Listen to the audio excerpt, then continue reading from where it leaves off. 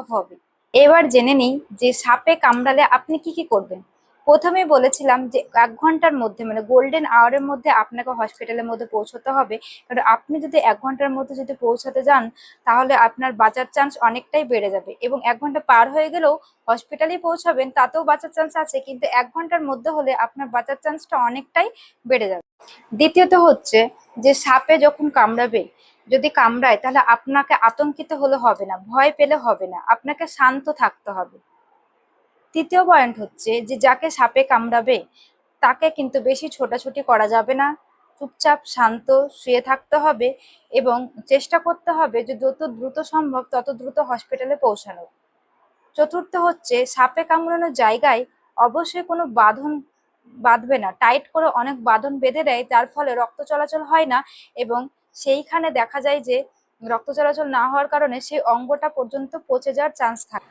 এবং কামড়ানোর জায়গায় যদি দেখা যায় কোনো গয়না বা টাইট কোনো বস্ত্র আছে তাহলে সেটি খুলে ফেলার চেষ্টা করবেন। এবার জেনে নিই যে সাপে কামড়ালে কি কি করবে না। প্রথমত হচ্ছে সাপে কামড়ালে ক্ষতস্থান আপনি কেটে ফেলে বিষ বের করার চেষ্টা করবেন না। দ্বিতীয়ত হচ্ছে এটা অনেকের ভ্রান্ত ধারণা হচ্ছে ওঝার কাছে গিয়ে ঝাড়লে বা ঝাড়ফুঁক করলে পরে সাপে কামড়ানোর থেকে আপনি যে বিষ থেকে আপনি রক্ষা পাবেন, সেটা মোটেও করবেন না। ওঝার কাছে একদম যাবে না, টাইম নষ্ট না করে আপনি ডিরেক্ট হসপিটাল, নিকটবর্তী হসপিটালে চলে যাবেন।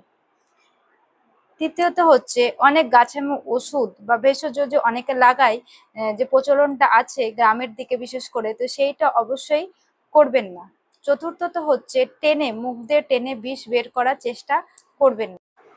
আর পঞ্চম হচ্ছে যে সাপে আপনাকে কামড়ানোর পরে সেই সাপকে ধরার চেষ্টা করবেন না, কারণ আপনি যদি আবার সেই সাপকে খুঁজে ধরতে যান তাহলে পরে কি হবে, অনেক টাইম নষ্ট হবে, সেই সঙ্গে দ্বিতীয় কামড়ানোর চান্সটাও বেড়ে যাবে এবং আপনার শরীরের মধ্যে বিষের পরিমাণটা আরো অনেকটা বেড়ে যাওয়ার চান্স থাকবে। সাপকে ধরার পরিবর্তে সম্ভব হলে আপনি সাপের রং এবং সাপ চিনে রাখতে পারেন, তাতে আপনার হচ্ছে সুবিধা হতে পারে। আমাদের আশেপাশে সচরাচর যেসব সাপগুলো দেখা যায় সেখানে কিন্তু নির্বিষ সাপের সংখ্যাটাই বেশি এবং বিষধর সাপের সংখ্যাটাই কিন্তু কম। সেজন্য আপনি যদি হসপিটালে চান, চিকিৎসকের যদি মনে হয় আপনাকে বিষধর সাপে কামড়েছে, তাহলে অবশ্যই আপনাকে অ্যান্টি স্নেক ভেনাম দেবে।